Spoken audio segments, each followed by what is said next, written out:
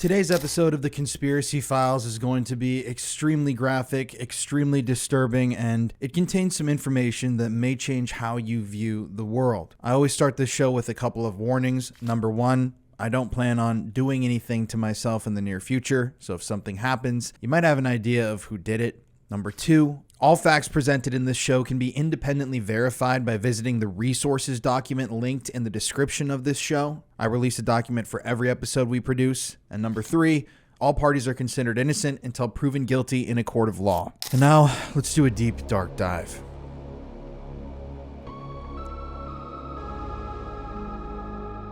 The Chateau De Amerois. What a name. So I initially came across this story. Someone tagged me in this, and I watched a YouTube video about it when I was actually on vacation, and immediately when I started learning about this place, I couldn't stop researching. So I ended up going through books. I watched every video I could find about this place. I did independent research, looked through documents, and tried to find as much information as I could about the chateau. But it's very weird because there really isn't much information about this place. Now, with chateaus or castles in Europe, usually when you Google them and you try to find their history, you will immediately discover, who's lived there, the things that happened there, the dukes and duchesses that called these places home. But when it comes to the Chateau de Amerois, it seems that the history online has been heavily censored. In my opinion, that's for a reason. But it is very mysterious. With a place that's so huge and so historic, and it's an old building, usually you're going to find information about it online. But in my opinion, the history and information about the chateau has been purposefully obscured and hidden. And through this episode, you are going to understand why I think that. If you don't know, I have a YouTube channel. It's my main channel. It's called The Paranormal Files. I've been doing paranormal investigations for 10 years. And next week on The Paranormal Files, I'm releasing a full documentary about the Chateau de Amerois. We actually went there in person. We found some extremely disturbing stuff. We investigated the area, and it was indescribable. There's tripwires all around this place, motion sensors, cameras. It's the most heavily guarded place I think I've ever seen.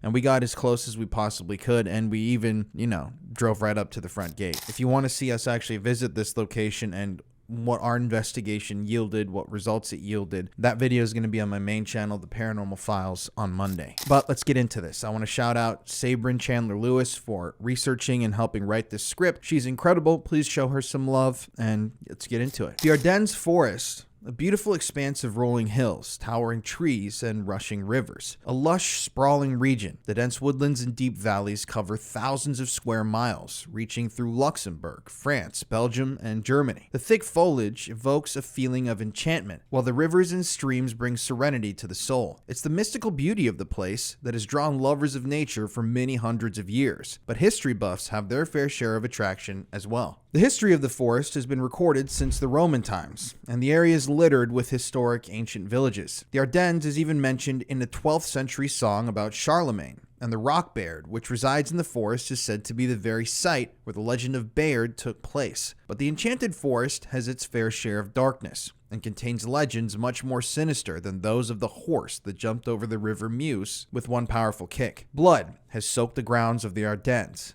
as it was the setting for the Battle of France, the Battle of the Ardennes, and the horrific Battle of the Bulge. Knowing this already gives the mystique of the forest an eerie light. But there could be something lurking in the trees that carries an even darker lore.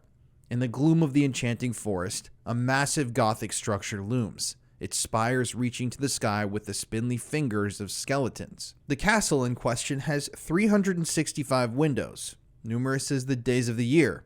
And those windows peer out into the forest, watchful and omnipotent. The castle's powerful exterior may lend an air of beauty to the building, yet within, demons dance to the tune of satanic ritual chants. This place in question is the Chateau de Amerois, the Castle of Kings, or as it's colloquially known, the Mothers of Darkness Castle, a structure so foreboding that locals in the nearby town refuse to speak its name. Rumors for years have covered the castle, numerous as the stones that built it, and whispers wind their way through the grounds of her guardianship like the wind. These whispers speak of witches, ritual abuse of children, and a global cabal of the elite that secretly runs our world. The rumors speak of the fabled Illuminati and their dark designs that pull the strings of our governments and media like puppets on a stage. They speak of a man who stole children from their families and even ended their lives to supply the witches with fodder for their dark machinations. These rumors speak of fire, death, and destruction, creating the lifeblood of one of the darkest conspiracies in our world, one that could shatter the peace we so carefully construct for ourselves. Secrets that would plunge us into a worldwide society of chaos. Built originally in 1849 by the Count of Mesnil, Chateau de Ameroy resides deep in the countryside of Belgium, only a 12-minute drive south of the town of Bouillon, requiring passage through restricted roadways.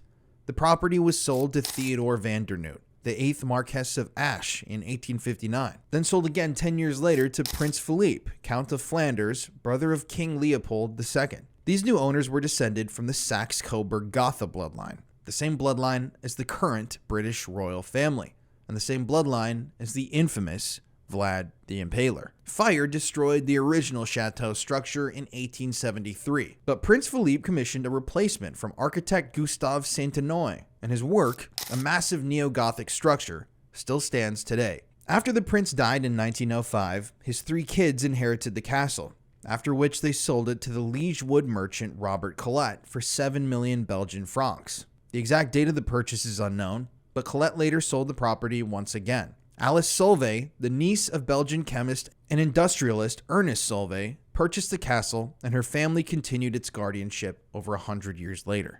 The Solvays themselves are an elite family in Belgium, as Ernest and his brother Alfred created a chemical company in 1863, which they named after their family. This company, created to produce sodium carbonate, still operates to this day, and earned $12.4 billion in revenue in 2015, and employs over 30,000 people in 53 countries. Solvay is still in active production today, working on different types of sustainable fuel cells, as well as manufacturing fluorine or fluoride products, such as sodium fluoride, commonly used in drinking water. Now that's a whole conspiracy you can go down, calcifying the pineal gland, sodium or fluoride in our drinking water, and the government's real goals behind that. But we're going to leave that to another day. It is interesting, though, that this family that owns Chateau de Ameroy is in the fluoride business, which is kind of weird. The Solvays also maintained a pharmaceutical branch that developed and sold the SSRI Luvox for the treatment of obsessive-compulsive disorder. However, this branch was sold to Abbott Labs in 2009. As some of the pioneers of Belgium's industrial prosperity, the Solvays were certainly wealthy enough and of enough status to own a chateau of such marvelous construction and history as the Chateau de Ameroy. But it seems that the Solvays were a private group, as very few photos of the outside of the castle are available or even exist, and pictures of the inside are nearly non-existent. There is no video tour. There are no photos of this place. Quite bizarre. Even in Ernest Solvay's time, he was regarded with rumor, as he and his family led very secretive lives. These early rumors of a secretive family living behind stone walls may have spun the locals into telling even darker tales as time has gone on. Or perhaps there is something more that made them wary of the property. When it comes to the Chateau de Ameroy, locals are frightened to speak of the place.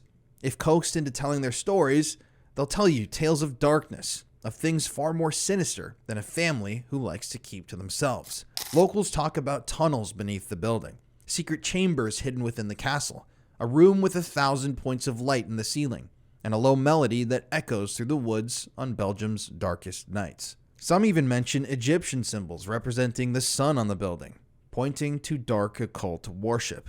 But beyond this mystery, haunting tales are shared between locals, tales of witches and satanic worship, and a cabal of the elite that joins with the witches in sacrificial blood magic. But is there any truth to these rumors? And moreover, how could any of this have been revealed, and why wouldn't somebody just go in and put a stop to it? Well, the Chateau de Ameroy was a fixture in Belgium for a very long time, but didn't gain its claim to a disturbing sort of fame until many years after it was built. Some argue that the Solvays, that family, were active in secret societies, with tales of extravagant parties that hosted many influential figures. The rumors of the Solvay family were definitely gossip-worthy, certainly, but they weren't enough to warrant such an insidious reputation. People who approach the Chateau de Ameroy today have noticed a number of extremely bizarre things. The castle is surrounded by tripwires, barbed wire, and a state-of-the-art security system. They have guards that are patrolling the grounds at all times. secret cameras hidden in the trees, tripwires, motion detectors. There's video and photo proof of these things. What the hell are they hiding? We ourselves saw that stuff when we visited the chateau, and it's really, really crazy. I've been to 1,000 abandoned buildings. I've been to government buildings. I've broken into buildings that were protected. You know, I snuck onto a Royal Air Force compound in 2019 that was half abandoned. Snuck right by military police. They couldn't give less of a shit. This was in England. But the chateau is like the most secure place ever built.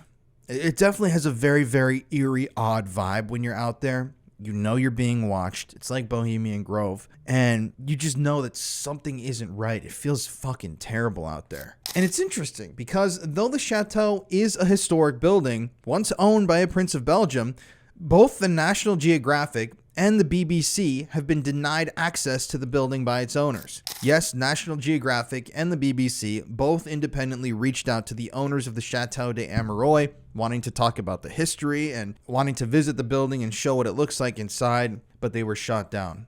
It's so strange. And the Chateau De Amerois, also called the Castle of Kings, through all of this conspiracy, has now gained the notorious nickname, the Mothers of Darkness Castle. But before we get into all of this, we need to find some evidence. And we need to talk about the Mark Dutroux scandal. Because these dark tales wouldn't find their roots until the turn of the 21st century, but they couldn't have found more putrid soil to sprout from. Indeed, the stories of the castle truly took a turn for the unspeakable, once a man named Mark Dutroux entered the public eye in the worst way imaginable. Mark Dutroux, born November 16, 1956, was a career criminal who found his operating grounds on the streets of Belgium. We already did an episode about Mark Dutroux. If you want to do a deep dive into his case, it's already on the Conspiracy Files. And we did a documentary that's coming on my main channel in the next few weeks where we went to every single Mark Dutroux location, including the site of his house. We had people confront us. It's fucking crazy. Mark Dutroux was a scrap dealer and an unemployed electrician who supplemented his income with thievery, stolen car trading, and drug dealing. Some people believe that Dutroux was also involved in adult prostitution. But these crimes weren't enough for Dutroux as he grew older. You see, Dutroux had a record for being a pervert when it came to women. He would regularly and purposefully bump into women at local ice rinks as an excuse to touch them. This was already creepy enough, but Dutroux also had a wife and children at home. His first wife had divorced him over allegations of abuse in 1983, and he later remarried. But Dutroux simply wasn't satisfied with one woman. According to his second wife, Dutroux would regularly go out and attempt to cheat, but apparently he wasn't meeting enough women on these ventures. Since he wasn't reeling in enough prospects the legal way, Dutroux then took his crimes to a much more disturbing level in the 1980s. He began to kidnap and rape teenage girls, aided by several accomplices, one of which was his wife. 5 teens, one as young as 15 and one as old as 19, were kidnapped and assaulted before Dutroux was finally caught and arrested. He and his accomplices received jail time. However, Dutroux only received 13 years for his crimes for rape 5 teenagers. And of that time, he only served 3 years in prison. You see, Mark Dutroux was released by Melchior Wathelet, the Belgian Minister of Justice at the time. This release was granted against the advice from professionals, one the public prosecutor, and the other Mark Dutroux's prison psychiatrist. Both of these individuals regarded Dutroux as extremely dangerous. Yet apparently, the Minister of Justice thought otherwise. And more concerning was the fact that while he was in prison, Mark Dutroux was receiving money from the government of Belgium. You see, he had convinced a healthcare professional that he had a mental illness that caused him to be disabled, and he collected around the equivalent of $3,000 a month in public assistance. Mark then used this money to pay for several properties that he owned in Belgium. Most of these were vacant, and some were even eventually used to and hold his kidnapping victims. But despite somehow having the money for 7 properties, Dutroux's state stipend wasn't reduced. The question could and should be asked how an unemployed electrician and scrap dealer was making enough money to own 7 properties. Yet his funds were never looked into, even though these funds were being used to maintain ownership of the locations used to hold and assault his victims. Most could assume that this high cash flow was due to Mark's drug dealing and stolen car trading, but the truth of this insane cash flow was never revealed. Now, we know that Dutroux got this money from trafficking and children to the elites, but we'll talk about that in a second. While Mark was in prison, he was prescribed sedatives for a fake sleeping disorder that he created, sedatives that he would later use on his victims. After his early release in 1992, Dutroux went a step further into the criminal world. Kidnap and rape weren't evil enough for him. He had to turn to murder.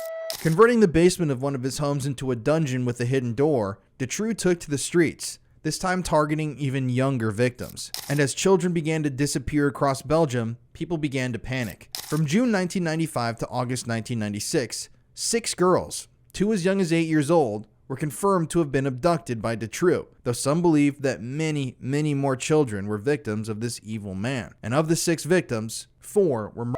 I definitely think Dutroux had way more victims. I mean, I know that that's true. There's so much proof of it. Dutroux's reign of terror only ended, though, when Belgian police discovered 2 of his victims chained in his basement dungeon. 4 of the girls had already been killed, and these 2 were incredibly lucky to be alive. The proper investigation could have saved more. You see, the house where the victims were being held had already been searched before, after a credible tip was provided that came from Dutroux's own mother. You see, tips had been coming in about Dutroux for months, but the police, for some reason, never followed up, despite Dutroux already being arrested and convicted on rape charges only a few years in the past. So many people had called the local police and said Mark Dutroux is abducting and raping children, and they didn't do anything for some reason, even though he was already convicted of raping teenagers just a year or 2 before. And Dutroux's mother actually called in a tip and said, I think my son's doing these things. So the police went to Mark Dutroux's house. While they were in there, they heard the screams of children. The police talked about this. They actually said they were hearing screaming and children, and there was something that they were hearing, and they didn't do anything. The police later on said that they assumed the voices were coming from outside, and they didn't attempt to find the hidden door to the dungeon that concealed them. And because of this failure, the 2 8-year-old victims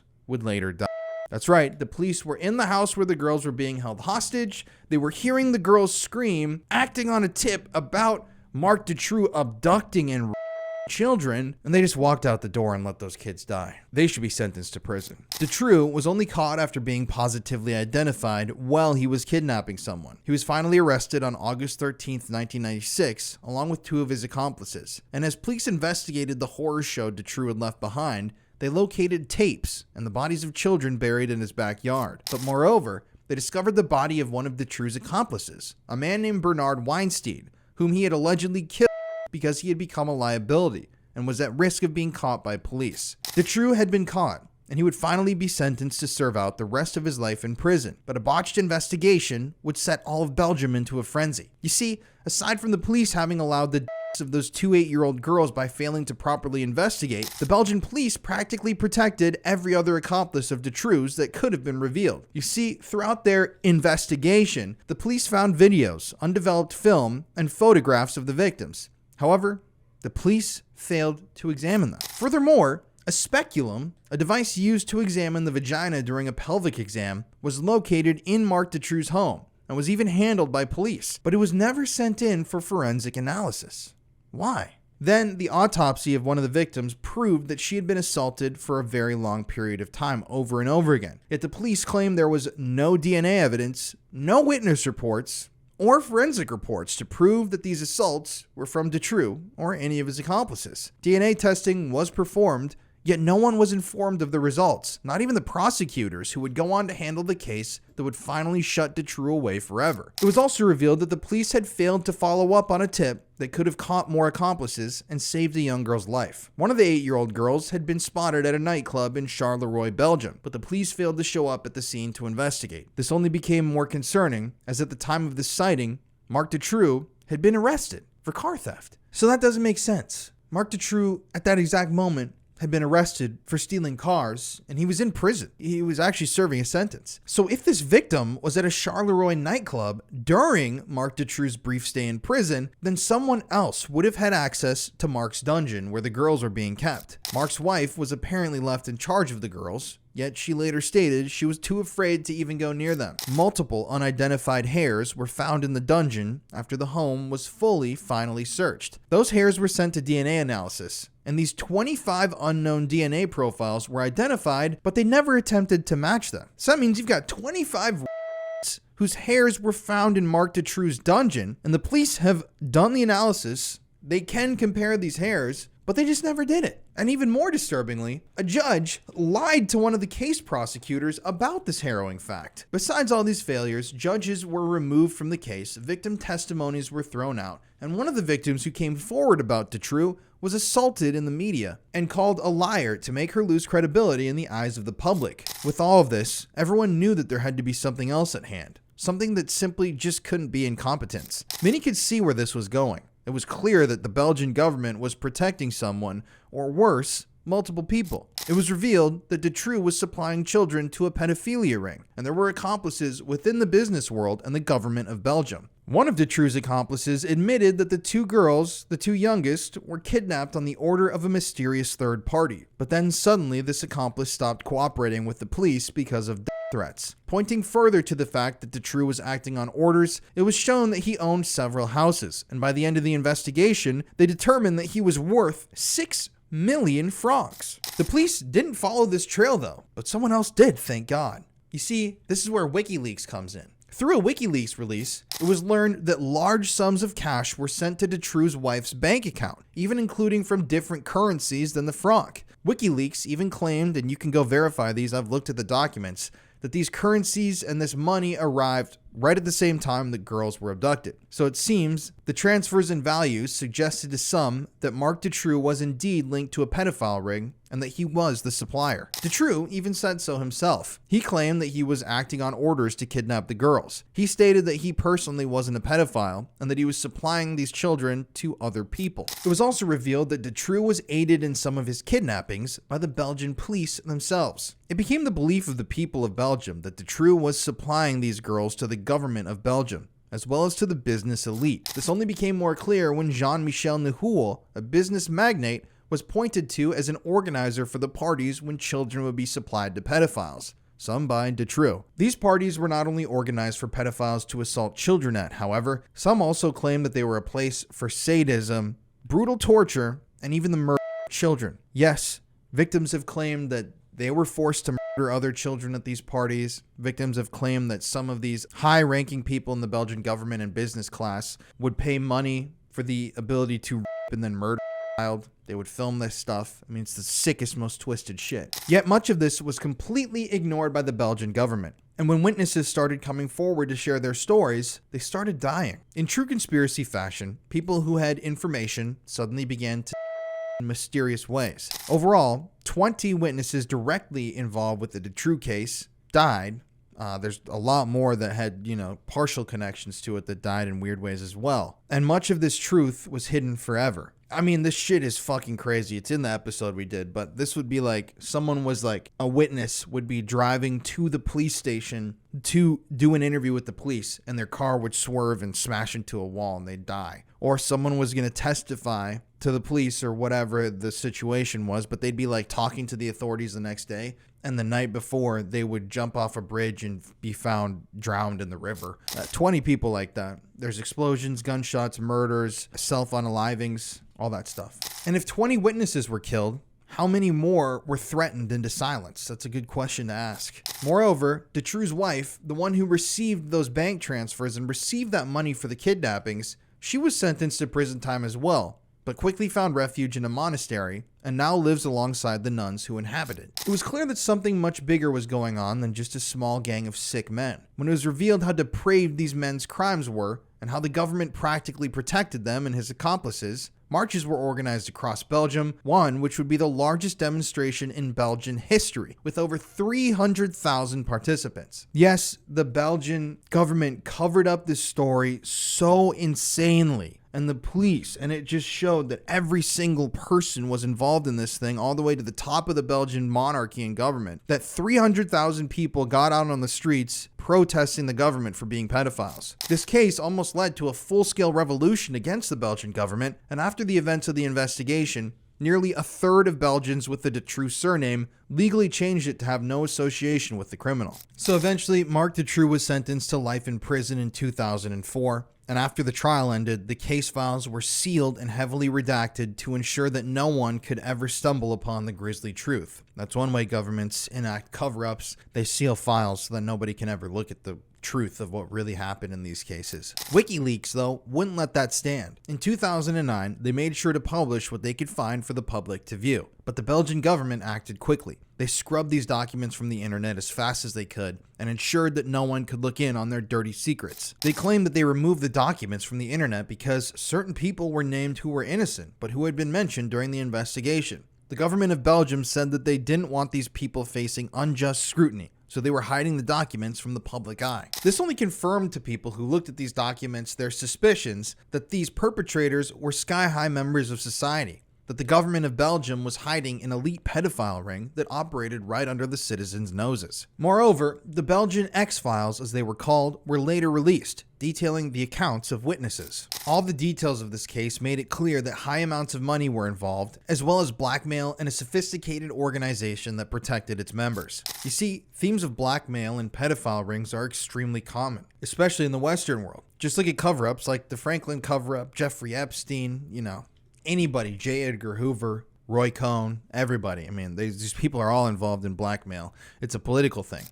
And basically what it entails is people trying to get blackmail on politicians. Like, let's say you set up this pedophile ring and your children out. You get a senator super drugged up. You know that he's already got an interest in kids because for some reason politics attracts pedophiles. Just look at the last video or episode we did. And then you say, hey man, we're in this secret room, this secret club. This is a political party. You trust everybody here. Here's an underage prostitute that you can go have sex with. Then they videotape and photograph that senator having sex with that child. And when they wake up the next day hungover, the person running that party sends them a photograph on their phone or slips them, an envelope with a printed out photograph of them and says, I own you now. Now you have to do exactly what I tell you to do. That's where the control comes from in the blackmail. But more information comes from the Mark Dutroux scandal that isn't part of the general conspiracy. One that makes it even more evil and depraved than simply a massive pedophile ring. In the home of Bernard Weinstein, the accomplice killed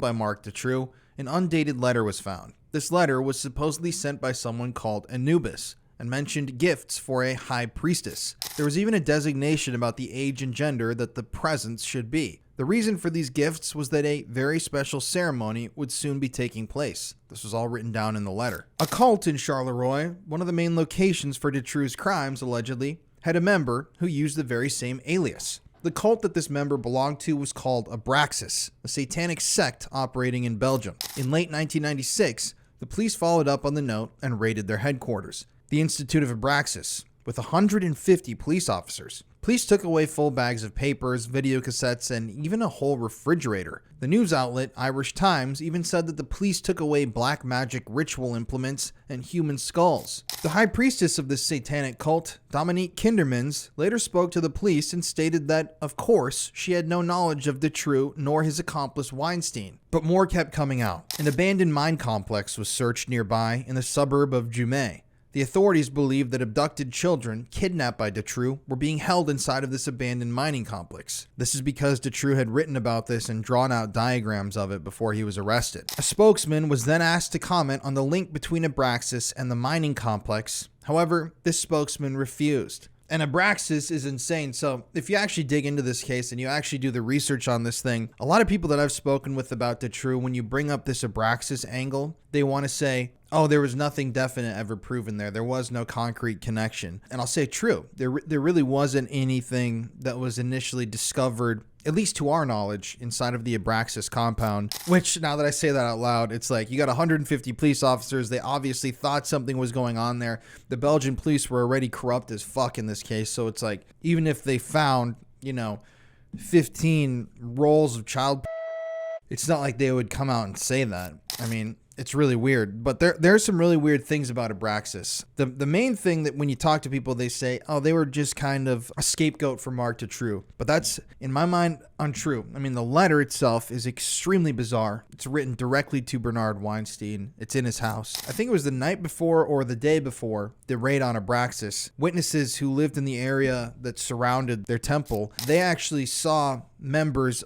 loading a ton of shit out of the building. Like, it looked like they were moving out, they said. There's people that saw this and they testified about it. So it's just, I mean, really weird timing. What are the odds that you're going to be moving out a ton of shit? I mean, like, that's a really weird fucking point. People have mentioned rumors for many years that secret tunnels connect Chateau de Amerois to the rest of Belgium. But there's even more compelling evidence that links Mark Dutroux, his massive pedophile organization, and the Mothers of Darkness Castle. Many of the Mark Dutroux scandal activities are said to have taken place in castles, named by leaked documents on the Dutroux case. This theory was further pressed forward by the 2001 book, Pedophilia File, The Scandal of the Dutroux Affair. In this book, the Chateau de Ameroy is said to be the site of not only child abuse, but also satanic rituals. Apparently, according to the authors, a report that surfaced from the Dutroux affair brings a concerning letter to light. It's from a retired gendarme or police officer, and specifically, it mentions this castle. This gendarme apparently hosted a priest from Mexico in early 1996. A friend of the priest, a Dutchman, came to pick him up from the gendarme's home. This Dutchman apparently claimed that the Chateau de Ameroy was a place where pedophilic parties, as well as the satanic ritual sacrifice of children, took place. Councilmen, lawyers, and high-ranking judges in the government were all said to have attended orgies organized by Dutroux's organization. And according to the Dutchman who wrote that letter, the one who informed him of this activity was a member of NATO, and he was an American. Apparently, this American participated in one of these rituals and was disgusted by it, and later returned to the US. But that wasn't all. Apparently, this priest who the Dutchman came to see was later in contact with the families of the two 8-year-old victims of Mark Dutroux. But more came forward from author and conspiracy theorist Fritz Springmeier. Apparently, the castle is indeed used by pedophiles and Satanists and murder small children in a ritual called the Pink Ballet. Now, to put this into perspective real quick, the Belgian X-Files, I've read through every single page. There are hundreds of pages, and they're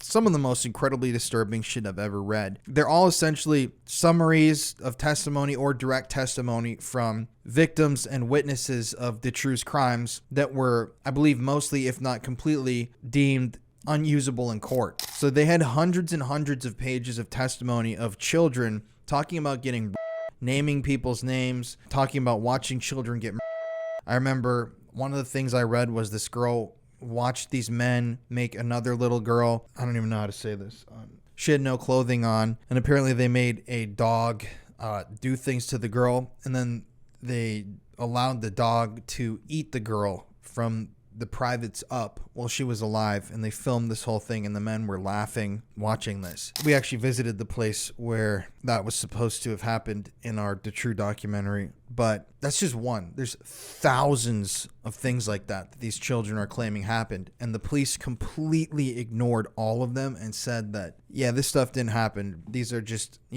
we can't confirm that this happened because there's no witness that's going to speak to it other than the witness themselves, which is the child. And so that's why when you get into these X-Files, it's a controversial thing because, it's weird. There isn't like direct physical evidence, but there is a lot of really, really, really direct evidence. Like there's one victim who testified named Regina Loof, and she talked about where that dog thing happened, and she described the interior of this building, said it was made by this corporation. It's got a very distinct interior. She described the furniture, the lighting, everything. It was an industrial building, so a place that a child would never be. She had no family that worked there, anything like that. And when the police brought her there to talk about it, they went into the building and found that it was exactly how she had described it. So stuff like that. There's a ton of corroborating evidence in there. And it's just wild to me that the police just never did anything. They sealed these files so that people would never read them or learn about this stuff. But let's get back to the Chateau and the Pink Ballet. I just wanted to explain that so when we talk about the Belgian X-Files, you know what I'm referring to. It's victim testimony. The Pink Ballet is mentioned quite regularly in the Belgian X-Files. The files were named the X-Files because the witnesses' own identities were redacted in favor of the letter X and a variable associated. So these kids, these victims, instead of using their names in these X-Files, these victims were referred to as X1, X2, X3, X4, and so on. The witnesses state that the Pink Ballet was connected to or supplied by Dutroux and his accomplices. Apparently, video evidence was captured of this event, videos which included the faces and names of prominent politicians. With confirmation that this ritual exists, Could Springmeier have been taking it a step too far by saying it was a satanic ritual where murder took place? Witness X1, or Regina Loof, says otherwise. During the trial, Regina was deemed Witness X1 to protect her identity, but later came out into the open. This woman and others described some horrific events that would occur at these gatherings. Loof went to the media in 1998, being interviewed by Panorama, partially sharing her story. According to Regina, she was raised by her grandmother from birth to be used by the massive pedophile ring, of which Dutroux was only a small part. Regina was trained in the most demented of ways, experiencing things that children should not even know exist, let alone be subjected to. Regina stated that she began to be abused by pedophiles within the ring at the age of 3 or 4, and that money was the primary objective. She also said that snuff films were a regular aspect of her life. When she was 10 years old, Regina claimed she became pregnant by a pedophile. After giving birth to this man's baby, Regina was only allowed to be with her child for a few moments before this group of pedophiles ripped the baby from her arms, assaulted it, and murdered the baby, then murdered its corpse, all on video while smiling and laughing in front of Regina, since she was 10 years old. She continued on, saying that when children were past the age where they could be bought and sold, they were killed on film, and those films were then sold to clients. Regina stated that she had seen the films herself, and that these videos were regularly viewed and played at these parties. At these parties, several children will be provided to groups of pedophiles. She went on to say that those who had been witnesses to the murder in real life were at the parties, and that they gave commentary as the video was playing out, cold and remorseless of their monstrous crime. She stated that while the pedophiles would be watching these snuff films, she and the other children in attendance were. She then gave an account of the murder of 16-year-old Christine Van Hees, a murder linked to both Mark Dutroux and Michel Nahul, the business magnate. 16-year-old Christine was apparently forced into by Michel Nahul after being introduced through Mark Dutroux. Regina explained that Christine, the 16-year-old victim, was murdered because she couldn't adapt to the and so she was killed by Dutroux, Nahul, and others that she refused to name. She then named other girls who were victims and described the levels at which people entered the organization. She said that people didn't immediately enter the ring and take part in the murder.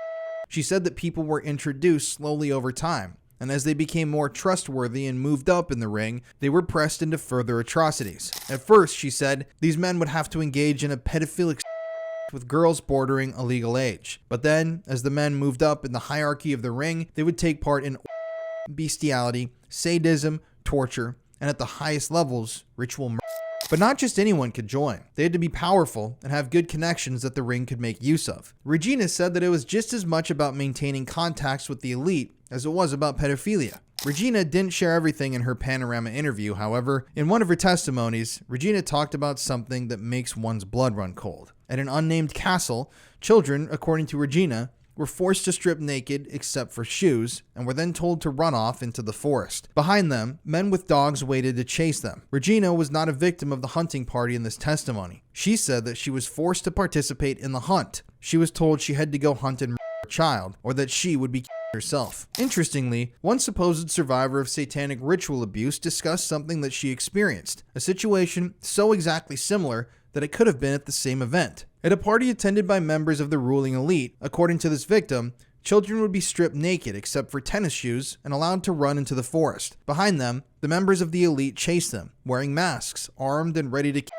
if the children were caught. It mimicked the most dangerous game, the famous story by Richard Connell, where a Russian aristocrat hunts a castaway on an island in the Caribbean. Even in real life, this so-called game was dubbed with this title, even though the victim was not an accomplished big game hunter, but blameless innocent children. The survivor stated that the game would start early in the evening, which Regina Loof also corroborated. This unnamed survivor felt she had no place to run and no place to hide, though, and there were no limits as to what could happen to her at the time. It was one of the most extreme situations she had ever survived. Yet somehow she managed to pull through. The fact that satanic cults could exist right now before our very eyes, and the depth of evil of the crimes they were committing, seems like something that could only happen in a barbaric era. But was this horrific game also being played at the Chateau de Amerois? And was it satanic in nature, as the unnamed survivor experienced? There have been reports about the chateau that these are the games that they play, the most dangerous games, these hunting parties. And obviously that's not something that's going to be written down in history. Regina Louf did have something to say about satanic rituals in her portion of the X-Files. She talked about blood rituals being held at a castle near Eindhoven in the Netherlands, and said that Mark Dutroux was indeed connected to satanic groups. Moreover, multiple witnesses in the X-Files claim that prominent men in Belgian society were witnesses to and accomplices in satanic rituals at several locations in Europe, some of which included blood magic and sacrifice. But who was this cult, and what was their aim? Well, one of the cults that was named in the files of Dutroux's case, like we mentioned before, was Abraxas. This cult's name has ancient origins and is known to worship a demon by the same name. This demon is mentioned in an ancient Egyptian invocation, as well as in Judeo-Christian texts. The Basilidians, described by Infernal Dictionary author J. Colin Duplancy as the heretics of the 2nd century, labeled this being as the supreme god. The Catholic Church had labeled this being as a demon, and Plancy stated that the Basilidians attributed Abraxas' rule to 365 skies and 365 virtues. Plancy further states that the Basilidians believed Abraxas sent Jesus Christ to Earth and that Jesus was merely a benevolent ghost. The being is referred to as several different beings, some claiming it's a god, some a demon, and some an archon. What is repetitious in all beliefs, though, is that 365 is a very significant number for this being, as the name in Greek contains the number 365. The same number as the days in the year. The Basilidians believed that Abraxas had another 364 gods at his disposal. Interestingly,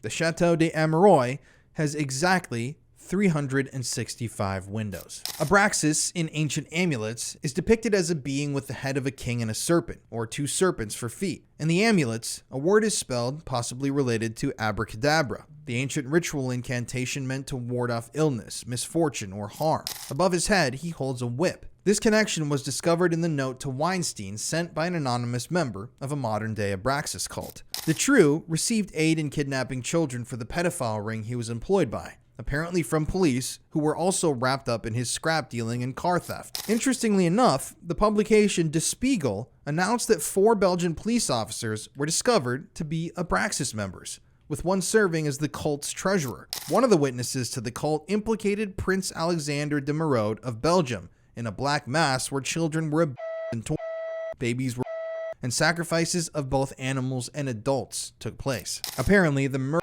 in this ritual were men in black hoods. Prince Alexander is again implicated by Witness X2 as being part of the child hunts that Regina Louf described, though these occurred at Chimay Castle. Satanic feasts are also mentioned, as well as a ritual where an infant and sheep are and their blood combined while an takes place. If this weren't enough, apparently, according to these files, children were forced to eat human flesh and were branded with hot irons. It doesn't seem that any sane being could preside over such horrors, but according to some, those who preside over the rituals were once victims themselves. The Chateau de Ameroy is better known by English speakers as the Mothers of Darkness Castle, and this name comes from the supposed witches who allegedly performed dark magic within its halls. Called the Mothers of Darkness or High Priestesses, it's claimed that these satanic witches were ordained from birth, having descended from old satanic families. Rumors abound that the powerful elite have been part of satanic families for generations, with some even saying that Queen Elizabeth, the same bloodline as the former Saxe-Coburg owners, is also descended from Satanists.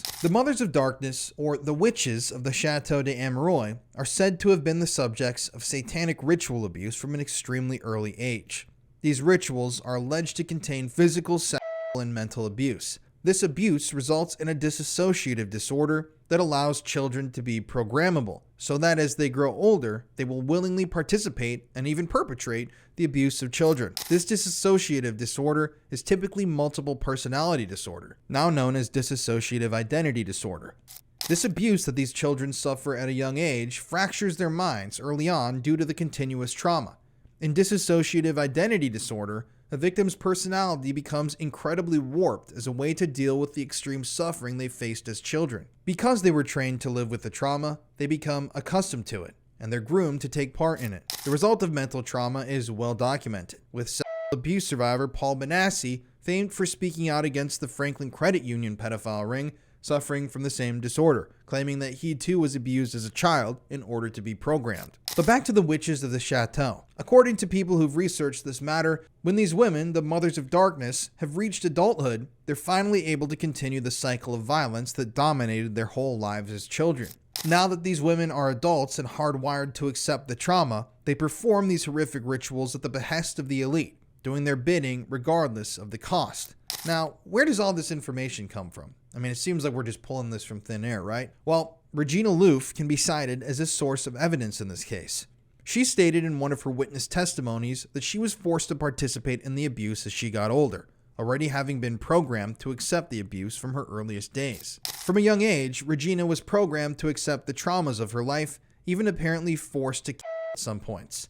If Regina could be trained to perhaps these women of the Chateau de Ameroy could be trained to do even worse. Something eerie about the chateau and the Mothers of Darkness as well is, apparently according to some people and some stuff that I've read, these women are never allowed to leave the walls of the castle. So that would mean that these witches, these satanic witches, are inside of the Chateau de Ameroy at all times. They don't come outside, maybe every once in a while at night to do these rituals, but they're held there and confined there and broken and abused until they become these contorted human demons. So that was eerie when we visited the chateau, thinking there could be these people in there. But why in Belgium? Why would all these horrible things be happening there? And why would a satanic pedophile cult be hiding in the Chateau de Ameroy? Well, Brussels hosts the Council of the European Union, as well as serving as a hub for NATO, just as a NATO member was mentioned in the witness statements about the chateau. Because of these major organizations being concentrated here, some believe that Belgium is the concentration point for the New World Order. Many rich and powerful people make stops in Belgium, all well connected and useful for a cult such as Abraxas. Perhaps because these connected people meet here, Abraxas uses it as a poaching ground for inducting new members into their dark ranks. Or perhaps it's the other way around. Perhaps this massive satanic cult,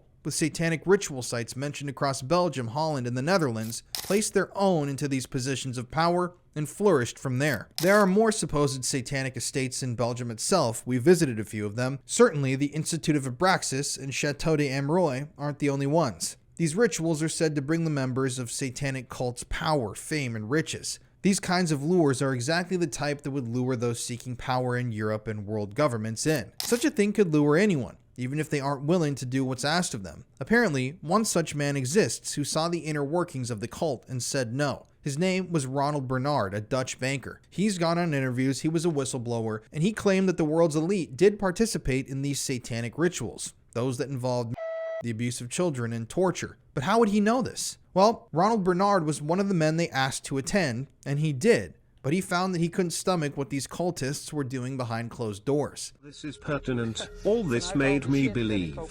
You see, Bernard was a major player at the highest levels of finance and turned whistleblower for the evil elite after seeing the truth of what they did. He gave information on what the world of the elite did, what he was asked to do, and who they really were, as well as how long this had been occurring for. Ronald Bernard said that he played at a high level for 5 years, but it didn't happen overnight. He had to earn his place amongst the ranks of the world's highest level power brokers. Interestingly, comments made by Regina Louf mirror this admission. She stated in her interview with Panorama that to be introduced into the ring, you had to be asked to join and slowly brought into the fold. She stated that men were started off with girls aged 16 to 17, and that as they were pulled further into the ranks, the ages got even younger as you moved up. And how did Bernard earn his place in the ring? He said that in the financial world, he saw the truth as it really was, instead of only a small portion, because he could connect the dots of information and complete the pictures himself. Because of this unique position, he learned all of the actual truth, as he called it. When asked in what regard, he said that his clients gave him glimpses into how the world worked. He stated that in hindsight, he didn't know everything, but he did know a lot because his clients were banks who didn't want blood on their hands and needed someone to cover their trail. Within those banks, he said there were always several people who knew damn well what was going on. He said that on average, 1% of a bank knew the truth regarding the happenings within the world because they were involved with the flow of money. He stated that he worked with governments, multinationals, secret services, as well as terrorist organizations. He stated that you get all of the groups involved with the big money as clients. After this happens, he says, you start to see the connections. In other words, everyone knows a little piece of everything, but only those at the very top know the whole story. But because Bernard was in the middle of it all, he saw and knew everything and how it related to everyone involved. He saw where the money was coming from and where it went, and continued to gain information. and through that, he gained the complete view of everything that was happening in the world. In his position, he said he had to serve and keep everyone happy, everyone in every group, including the terrorist organizations. He later on stated that the secret services of countries were thought of as a body meant to protect the people, their country, etc. But in truth, he stated that these were the criminal organizations hiding behind a mask. But what did he mean by that? He was talking about the fact that these secret services are the ones financing and creating wars, much like the CIA-funded Iran-Contra scandal back in the 1980s. He was talking about the fact that these high-level organizations were the ones creating all the misery in the world. Secret services, he said, would stop at nothing. They needed nothing, but they also had their own flows of money. He said that they were trading in drugs and weapons, as well as in people, and that all that money had to go somewhere. Everything in this world has to be financed. He said that every government in the world was engaging in this activity, everywhere, no matter how clean and high-standing the country looked. He said the entire world as we know is only an illusion that we all collectively believe in. He went with all of it for a time, but then all of those horrible things began to eat at him. Bernard had seen the true horrors because of his complacency. In the interview, the host asked Bernard to tell her the worst thing he had seen, the tipping point that made him decide to speak out. In response, Bernard stated, "That was the beginning of the end. You get so deep in these circles. You sign a lifetime contract, not with blood or anything, to never disclose the names of companies, organizations, or people. I think that's why I'm still alive." To put it carefully, most of these people followed a not very mainstream religion. So you have Catholics, Protestants, all sorts of religions. These people, most of them, were Luciferians. And then you can say, religion is a fairy tale. God doesn't exist, and none of that is real. Well, for these people, it is true and reality, and they serve something immaterial, what they call Lucifer. But then at some point, I was invited, which is why I'm telling you all this, to participate in sacrifices abroad. That was the breaking point. As he begins, Bernard can barely speak. He looks and sounds as if he's beginning to start sobbing, doing his best to hold himself together. As he holds back tears, his voice breaking, he states, "Children." The interviewer is taken aback, unable to believe it. She asks if he was truly invited to do such a thing, and he confirms yes, he was asked and he couldn't do it. Bernard had been asked to participate in child sacrifice to Satan, and that was his breaking point. Horrors such as this were described by the witnesses of the Dutroux case, and by independent fact-finders. It could be that what Bernard had been swept up in was a small part of the Dutroux ring all along. But Bernard had more to share. After regaining his composure, Bernard continues. He states that this hasn't only been going on for the past few years. He says that the practice of sacrificing children goes back thousands of years, and that after studying theology in the Bible, he found references to those practices occurring within the Israelites. Indeed, there are several references in the Judeo-Christian texts which mention this, specifically in Leviticus and 2 Kings. They discuss the sacrifice of infants and young children to a deity called Moloch by burning a child alive. Knowing these sacrifices happened made him believe in what these organizations were doing, because he realized there was more to life than meets the eye. If it was happening then, it could be happening now. Bernard said that in his studies of theology, he discovered a document that he believed made sense of what was happening in the world. But how could Bernard talk about all of this and get away with it? I would assume that he would have been. Ronald Bernard said he was allowed to leave, but it wasn't a pleasant goodbye. In his exit from the ring, he was subjected to torture to ensure that he never said anything about what he knew. He said that certain types of torture were inflicted to ensure his silence, almost as a method of mind control. Yet, Ronald Bernard revealed all of this and seemingly managed to get away with it. Ronald Bernard wasn't specifically talking about the Dutroux scandal, but as a Dutch banker, he certainly had to have knowledge about it. But now, we couldn't end this without a visit ourselves to the Chateau De Amerois. So let's cut to August 2024, when Connor and I entered the country of Belgium to go visit the Mothers of Darkness castle to try to track down the source of these conspiracies and look evil straight in the eyes.